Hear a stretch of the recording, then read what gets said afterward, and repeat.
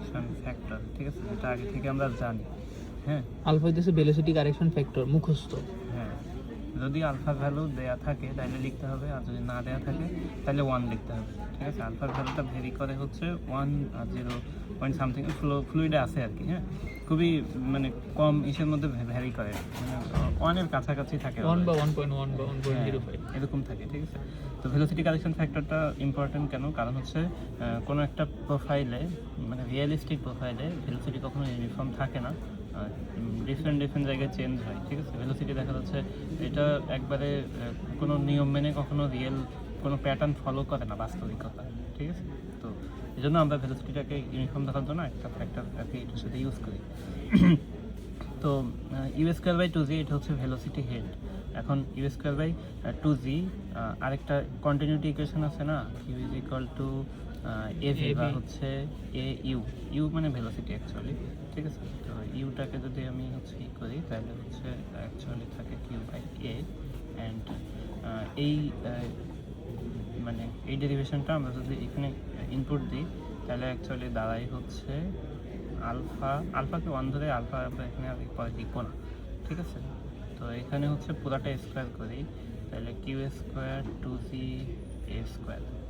এটা হচ্ছে আমাদের পরের ডেরিভেশনটা এইভাবে এখানে চলে আসে। ঠিক আছে, তো এই স্পেসিফিক এনার্জিটা ডিপেন্ড করে, একটা হচ্ছে এইচ যেটা সেকশন ডেপথ, আর একটা হচ্ছে কিউ।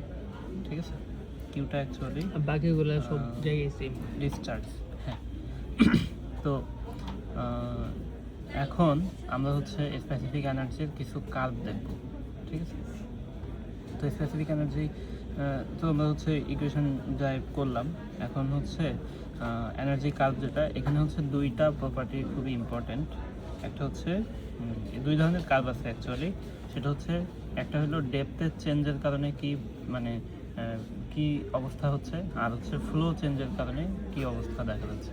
ঠিক আছে, তো ফার্স্টে আমরা যেটা দেখব সেটা হচ্ছে এই যে ফ্লোয়ের যে চেঞ্জটা। ঠিক আছে, এটা আমরা ফার্স্টে দেখব। তো এখন বই থেকে কিছু জিনিস একটু পড়া দরকার, যে হচ্ছে যদি কোনো ক্রস সেকশনের ডেপথটা দেওয়া থাকে, ঠিক আছে, with depth for given section and a constant discharge using constant discharge যদি আমরা ইউজ করি তাহলে হচ্ছে রেজাল্টিং কার্ভ যেটা থাকবে সেটা specific energy curve EH curve বলে। হ্যাঁ, এখানে হচ্ছে দুইটা মানে দুই ধরনের প্রপার্টি এটা শো করে। ঠিক আছে, দুই ধরনের প্রপার্টি বলতে টু লিম্বস, কার্ভটা হয় হচ্ছে এরকম সি শেপ টাইপের একটা কার্ভ হয়। ঠিক আছে, হালিম স্যার সবই দেওয়া আছে, যদিও কার্ভটা এই টেক্সটটা এখান থেকে পড়তেছি। সিএ অ্যান্ড সিবি দুইটা পার্ট থাকে, যেখানে হচ্ছে এইচটাকে যদি আমরা 0 ধরি তাহলে এই কার্ভটা ড্র করলে এরকম টাইপের একটা কার্ভ হয়। এইচটা হচ্ছে এই অ্যাক্সিসে হচ্ছে এইচটা থাকে, আর এটা হচ্ছে আমাদের এনার্জি লাইন ই। ঠিক আছে, তো আমরা যদি হচ্ছে এখানে এইচ ভার্সেস এই যে u²/2g, এটা হচ্ছে u²/2g, এটা যদি আমরা বসাই, ঠিক আছে, তাহলে ডিফারেন্ট এনার্জি কার্ভ আমরা এরকম পাবো। হ্যাঁ, তো এইচের ভ্যালুটা যদি ইনফিনিটি হয়, ঠিক আছে, এইচের ভ্যালুটা যদি আমরা ইনফিনিটি ধরি তাহলে হচ্ছে এই কার্ভটার বাইরে চলে যাবে। তার মানে এইচ যদি অনেক বেশি ধরা হয় তাহলে হচ্ছে এটা তো একটা প্যারাবোলিক শেপ, তাই না? প্যারাবোলিক শেপটা হচ্ছে এরকম হয়ে যাবে। প্যারাবোলিক শেপটা যেহেতু এরকম টাইপের হয়, তো এইচটা যখন এইচ টেন্স টু যখন ইনফিনিটি হবে তখন একটা পর্যায়ে দেখা যাবে কি এইচ হচ্ছে এই প্যারাবোলার আপার পয়েন্টের থেকে উপরে চলে গেছে। তখন এইচ যখন ইনফিনিটির দিকে যাবে, যাইতে যাইতে অনেক বেশি দূরে চলে যাবে, তখন এনার্জি আমরা পাবো হচ্ছে 0। কারণ এই কার্ভের যে প্যারাবোলিক শেপ, কারণ এটা একদিন না একদিন এটা এদিকে চলে যাবে আর এইচটা উপরে চলে যাবে, তখন হচ্ছে আমরা এবার আবার কোনো ভ্যালু পাবো না ইয়ে। ঠিক আছে, মানে এটা হচ্ছে মেইনলি একটা গ্রাফ। ঠিক আছে, তো গ্রাফের প্রত্যেকটা এক্স এর করেসপন্ডিং একটা ওয়াই এর ভ্যালু থাকে না, তো হচ্ছে ওয়াইটা হচ্ছে আমাদের এইচ। হ্যাঁ, ওয়াইটা হচ্ছে আমরা যখন ইনফিনিটিতে পৌঁছাবো, তো যেখানে হচ্ছে আমাদের যদি এই পয়েন্ট, সাপোজ এই পয়েন্টের কথা আমি বলি, তাহলে এখানে একটা মান এবার আবার এইখানে আমরা একটা লাইন টানলাম, এখান থেকে লাইন টানলাম, তাহলে আমরা এক্সের একটা ভ্যালু পাইতেছি। বাট যখন আমরা ইনফিনিটি বরাবর যাব তখন হচ্ছে আমরা এইদিকে লাইন টানলে তখন এই লাইনটা এই কার্ভকে ইন্টারসেক্ট করবে না, কারণ এটা প্যারাবোলিক শেপ, তো যেটা এদিকে চলে যাবে এই লাইনটা এটা উপর দিয়ে পাস করবে, তখন এখানে আমরা কোনো ভ্যালু পাবো না। হয় এইচ যদি ইনফিনিটি হয় তাহলে equal to এনার্জি 0 হবে 0, ঠিক আছে। সেই আর এখান থেকে বিষয়টা হচ্ছে যে যদি এইচটা 0 হয়, হ্যাঁ, নিচের দিকে আসে, তো এটা যেহেতু একটা প্যারাবোলিক শেপ, হ্যাঁ, তো এই শেপটা হচ্ছে এরকম টাইপের হয়। তো এটা ইনফিনিটি ডিস্টেন্সে যাওয়ার পরে একদিন না একদিন হচ্ছে এই এক্স অ্যাক্সিসকে সেট করে ফেলবে, ঠিক আছে। মানে এই এক্সিসকে ছেদ করলে কি হবে? এই অ্যাক্সিসকে যদি কখনো সেট করে তখন হচ্ছে এইটা বলা যায় যে এটা ইনফিনিটি ডিস্টেন্সে যে সেট করবে, ঠিক আছে। তাহলে এইচ যদি 0 হয় তাহলে ই এর ভ্যালু হবে ইনফিনিটি। ইনফিনিটি। এই দুইটা কনসেপ্ট হচ্ছে আমাদের এখানে লাগবে। তো প্রথম কনসেপ্ট হইতেছে যে ডেপথ আর ফ্লোর উপর আর নির্ভর করতেছে সবকিছু, এনার্জি এনার্জিটা নির্ভর করতেছে স্পেসিফিক এনার্জি।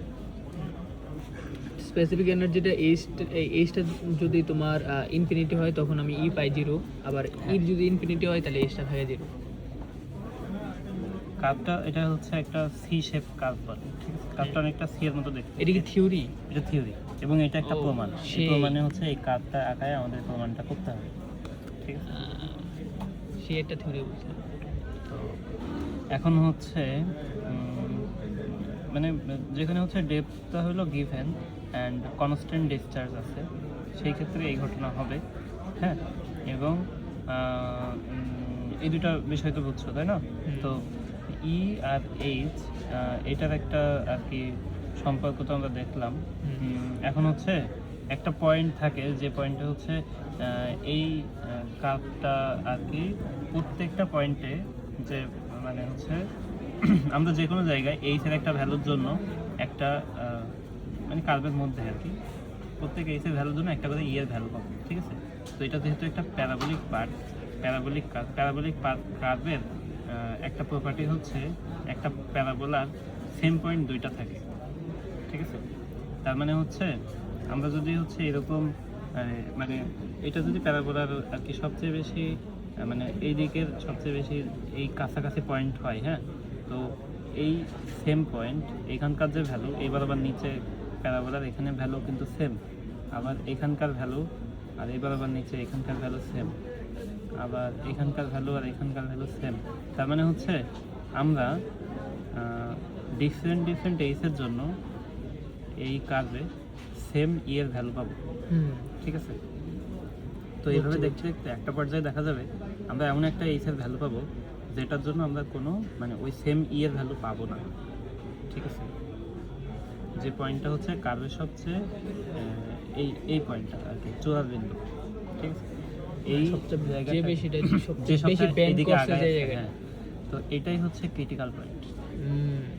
এটা হচ্ছে একটাই থাকে একটা কার্ভে, এটা দ্বিতীয় কোনো পয়েন্ট এটা পাওয়া যাবে না, বুঝছি। মানে সবগুলা পয়েন্টই হ্যাঁ। উপর পয়েন্ট আর নিচের পয়েন্ট মিলবে, কিন্তু একটা পয়েন্ট হ্যাঁ। পাবো যে পয়েন্টটা উপরের মানের সাথে বা নিচের মানের সাথে নিচে মিলবে। মাঝতে মিলবে না। এই যে এখানে গ্রাফ দেখতে বোঝা যায় ভালো মতো যে হচ্ছে H1 যদি এটা হয় আবার সেম H2, তো এখানে দেখা যায় যে হচ্ছে এই পয়েন্ট ইন্টারসেক্ট করে, আবার হচ্ছে সেমভাবে এটাও ইন্টারসেক্ট করে, বাট এই সি এমন একটা পয়েন্ট যেটা হচ্ছে অন্য কোনো পয়েন্ট পাওয়া Hello? যায় না, ঠিক আছে। এটা হ্যাঁ। হচ্ছে ক্রিটিক্যাল পয়েন্ট। যাও।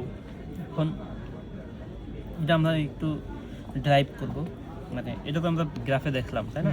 এখন আমরা হচ্ছে এটা আর কি একটু ডেরিভেশন করব। For all point two specific energy exist করে, ঠিক আছে। অ্যাট পয়েন্ট সিটা হচ্ছে সবচেয়ে আর কি এই পয়েন্টের কথা বলতেছে যে পয়েন্টে হচ্ছে দুইটা there are two value of H for a given value of E and lower depth of এইচের যে লোয়ার ডেপথটা আছে ওই লোয়ার ডেপথটা হচ্ছে H1 অ্যান্ড হায়ার ডেপথ হচ্ছে H2, ঠিক আছে। And there is known as alternate depth, হ্যাঁ। তো প্রত্যেকটা সি এর ভ্যালুর জন্য দুইটা করে এইচ এর ভ্যালু পাওয়া যায়, ঠিক আছে। এটা হচ্ছে অল্টারনেট ভ্যালু, যেটা লোয়ার ওইটা H1 আর এটা হচ্ছে যেটা আবার এটা H2, হ্যাঁ। But at point C specific energy curve is minimum and এই পয়েন্টের জন্য আমরা this flow represented the C obtain by taking the first derivative of E. এখন এই পয়েন্টটা আমরা পাবো হচ্ছে যদি এই ইকুয়েশনটাকে আমরা একবার ডেরিভেট করি, একবার হচ্ছে আমরা ডিফারেন্সিয়েশন করি, তখন আমরা পাবো এটা হচ্ছে ফার্স্ট ডেরিভেটিভ, হ্যাঁ। ওই পয়েন্টটা আমরা পাবো, এটা ক্রিটিক্যাল পয়েন্ট। এটা যদি একবার ডেরিভেশন করি তাহলে ওই পয়েন্টটা পাবো। পয়েন্টটা পাবো, ঠিক আছে। তো আমরা ডেরিভেশন করে ফেলি। ডি বাই এইচ, ঠিক আছে। তো এটা হচ্ছে ইসের সাপেক্ষে ডেরিভেশন করতেছি, এইচের সাপেক্ষে, তাহলে এইচ যেহেতু একা আছে 1 হবে, হ্যাঁ।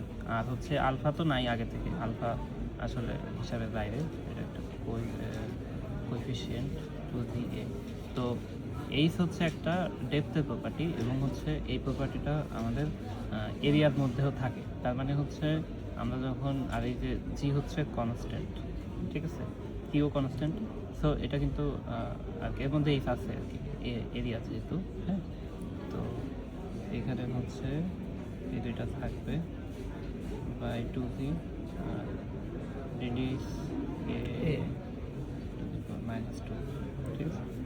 তো এটা ডিফারেন্সিয়েশন করলে হবে হচ্ছে -2 সামনে চলে আসে, জাস্ট এই পার্টটাই লিখতেছি, আর a⁻³ হয়। আর হচ্ছে যেহেতু এইটা হচ্ছে একটা কনস্ট্যান্ট টাইপের জিনিস, মানে এটা হচ্ছে একটা মানে ভেরিয়েবল, হ্যাঁ, বাট এইটা সাপেক্ষে আমরা ডিরেক্ট করতেছি না। সো ডিএ বাই ডিএইচ একটা পার্ট এখানে থাকবে, এক্সিস্ট করবে, ঠিক আছে। তো আলটিমেটলি আমরা কি পাইলাম এখান থেকে, 1 - 2 Q square by 2ZA³ into D A by D S. পুরোটা লেখা আছে এখানে, যাই হোক। তো এখন এটা থেকে ফ্যারাড নাম্বার বের করা যায়, ঠিক আছে। ফ্যারাড নাম্বার কীভাবে, ডিএ ইজ ইকুয়াল টু, এটা হচ্ছে ক্ষুদ্রতম এরিয়া, হ্যাঁ। তো এরকম যদি একটা শেপ হয়, এটা যদি একটা ক্রস সেকশন হয়, এই পার্টটা হচ্ছে ডিএইচ, আর এই পার্টটা টোটালটা হচ্ছে বি, তাহলে এই পার্টের এরিয়াটা হচ্ছে বি ইন্টু ডিএইচ, তাই তো নাকি? সো এটা অ্যাকচুয়ালি ক্ষুদ্রতম এরিয়া, তাহলে বি ইজ ইকুয়াল টু, এটাকে আমরা এই পাশে নিয়ে আসি, D A by D H, okay okay. আরেকটা কথা আমরা জানি যে হচ্ছে hydraulic depth is equal to area by width. এটা দিলে কি পাওয়া যায়, হাইড্রোলিক ডেপথ, তাই তো। এটা কি নরমাল ডেপথ? ওইটা তো এটা হচ্ছে ক্রস সেকশনাল ডেপথ, এবং এটা টোটাল ডেপথ না, এটা হচ্ছে ক্ষুদ্রতম একটা জায়গার ডেপথ, এবং হচ্ছে স্ট্রিপ নিয়ে আমরা চিন্তা করতেছি, ঠিক আছে। আর এটা হচ্ছে সবটার ডেপথ। এটা হচ্ছে ক্রস সেকশন, একটা ক্রস সেকশন, এরকম একটা নদীর ক্রস সেকশন আর কি, ঠিক আছে। তো এখান থেকে মানে এই ডিটা হইতেছে এই টোটালটার ডি, এই ডি একটা আছে না, হাইড্রোলিক রেডিয়াস মানে কি, area by perimeter, A by P. আর হচ্ছে এটা চ্যাপ্টার অনেক খুব ভালো মতো আলোচনা করা আছে, hydraulic depth is equal to area by width, এই যে B, area by A by B, এটা হচ্ছে টোটাল এরিয়া। টোটাল এরিয়াকে যদি বি দিয়ে ভাগ দিই, অ্যাকচুয়ালি এরিয়ার মধ্যে কী কী থাকে, এরিয়ার মধ্যে হচ্ছে যদি একটা রেক্ট্যাঙ্গল হয়, তাহলে হচ্ছে থাকে হচ্ছে এরিয়া, দৈর্ঘ্য ইন্টু প্রস্থ। আর আমরা হচ্ছে যখন ফ্লুইড নিয়ে কাজ করি, নদী নালা এইসব নিয়ে কাজ করি, তখন হচ্ছে ডেপথ নিয়ে কাজ করি, ঠিক আছে। তাহলে এ, আর এটা হচ্ছে বি ইন্টু বি, আর এটা হচ্ছে ডি। এই চিন্তা করে হাইড্রোলিক উইথ একটা ক্রস সেকশন মানে ডিফারেন্ট জায়গায় ডিফারেন্ট হইতে পারে। তো আমরা এটার এরিয়া ক্যালকুলেট করি ফার্স্টে, করে এটা উইথ দিয়ে ভাগ দিয়ে এটার হচ্ছে আমরা এভাবে একটা ডেপথ বের করে ফেলি, এটা অ্যাকচুয়ালি ডি। যাই হোক, তো 3 নম্বরের একটা ইকুয়েশন আছে না, F R is equal to কি, ইউ বাই √CD। 4 নম্বরের সূত্র না এটা। তো আমরা হচ্ছে এখানে যে ডেরিভেশনটা করলাম, ডি বাই হচ্ছে ডি এইচ, এইচের সাপেক্ষে করছি 1 - ইউ স্কোয়ার। তো এইখানে হচ্ছে এই যে ডিএ বাই ডিএইচ, এই পার্টটাকে আমরা লিখবো হচ্ছে বি, এই যে ডিএ বাই ডিএইচ এটাকে লিখতেছি হচ্ছে বি, ওকে। তাহলে এই পার্টটা হয়ে গেছে আমাদের বি, আর নিচে আছে হচ্ছে এ কিউব, ঠিক আছে, জি এ কিউব। তাহলে হচ্ছে এ কিউব যেহেতু আছে, তাহলে বিষয়টা এরকম না যে এ কিউবকে আমরা হচ্ছে একটু ভেঙে লিখতে পারি না, স্কোয়ার বাই 2z। আচ্ছা, তো আলটিমেটলি এটা লিখলে এইটার জন্য বি আসে, আর এটা যেহেতু রুট ওভার ছিল 2z_d, তাহলে ডি একটা এ কিউবের মধ্যে একটা এ হচ্ছে আমরা বি এর নিচে লিখছি, ঠিক আছে। এ বাই বি মানে কি ডি না, তাহলে এ কিউবের মধ্যে একটা এ কে আমরা নিয়ে গেছি। বি এর নিচে লিখছি, তাহলে থাকে হচ্ছে এ স্কোয়ার থাকে না, আর হচ্ছে রুটের মধ্যে থাকলে স্কোয়ার স্কোয়ার কাটাকাটি হয়ে যায় না। তো থার্ড নাম্বারের সূত্রে যে ডিটা আছে, এই ডিটাকে আমরা হচ্ছে অ্যাকচুয়ালি লিখবো এইভাবে যে এ বাই বি, ঠিক আছে। তো সি আর হচ্ছে ইউ স্কোয়ার আগে থেকে আছে, এটা কিন্তু আমাদের ডিরেক্ট ইকুয়েশন লিখতেছে, ঠিক আছে। এখান থেকে আমরা থার্ড নাম্বারে পৌঁছায় যাবো আস্তে আস্তে। তো 1 মাইনাস ইউ স্কোয়ার, আর হচ্ছে এই যে বিটা আছে, বিটা আমরা এর নিচে লিখবো, ঠিক আছে। এই রুটটা কেমনে কাটলো? ও স্কয়ার করে দিছি সবটা। এটা এটা পুরোটা স্কয়ার।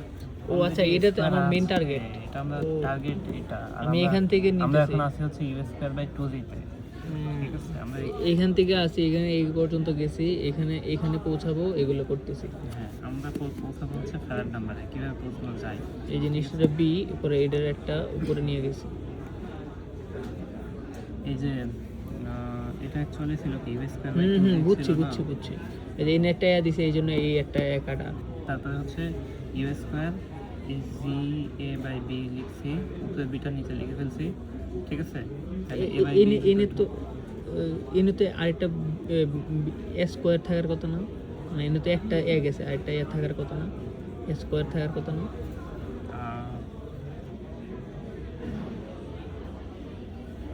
স্কয়ার একটা থাকার, আচ্ছা আমি ডিটেইল লিখি।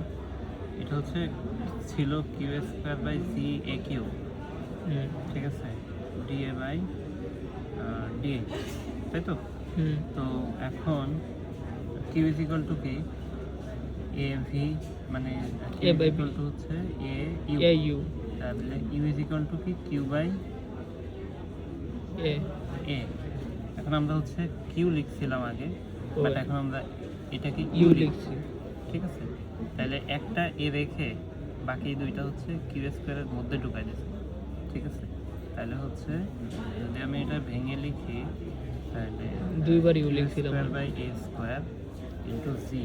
হ্যাঁ, এখন এই পার্টটাকে আমি হচ্ছে ইউ স্কয়ার লিখতেছি, আরেকটা যে এ ছিল সেটা হচ্ছে এ বাই বি, যে জি এ, এই সেই জি এ আর বি। এই বিটাকে এখন আমরা নিচে লিখছি, পরে এটাকে আমরা ডি লিখে দেব, U square by C D, ঠিক আছে। 1 মাইনাস আগে থেকে আছে। এখন এই যে U square by G D is actually what, এটা হচ্ছে এই পার্টটাকে যদি আমরা স্কোয়ার করে দিই তাহলে কি হয়, F R square square by G D মিলে। তাহলে এই পার্টটাকে আমরা লিখবো 1 মাইনাস এফ আর স্কোয়ার। বুঝছি। এটাই হচ্ছে প্রমাণের আর কি মূল পার্ট। এটা হয়ে গেল। তো ডি এ বাই ডিএইচ, এর আগে যেটা এটা তো ছিল এই ডি এ বাই ডিএইচ, এই পার্টটা ছিল। তো এখন আমাদের এটা অ্যাকচুয়ালি কি, এটা অ্যাকচুয়ালি হচ্ছে এইচের সাপেক্ষে এনার্জির চেঞ্জ মিন করে, ঠিক আছে। তো যখন আমরা মিনিমাম স্পেসিফিক এনার্জি বলবো, হ্যাঁ, তখন ডি এ বাই ডিএইচটা হচ্ছে 0। এই ডি বাই ডিএইচ হচ্ছে ফর মিনিমাম স্পেসিফিক এনার্জি। এটা হচ্ছে অ্যাকচুয়ালি এনার্জির চেঞ্জ মিন করে হাইটের সাথে, ঠিক আছে। তো মিনিমাম স্পেসিফিক এনার্জি হইলে এটা 0 হবে। তো এটা যদি 0 হয় তাহলে হচ্ছে 1 মাইনাস এফ আর স্কোয়ার হবে, আর F R square is equal to F আরটা কত হবে, which is the critical which is the criterion for critical flow, ঠিক আছে। থার্ড নাম্বার 1 হইলে ক্রিটিক্যাল ফ্লো না,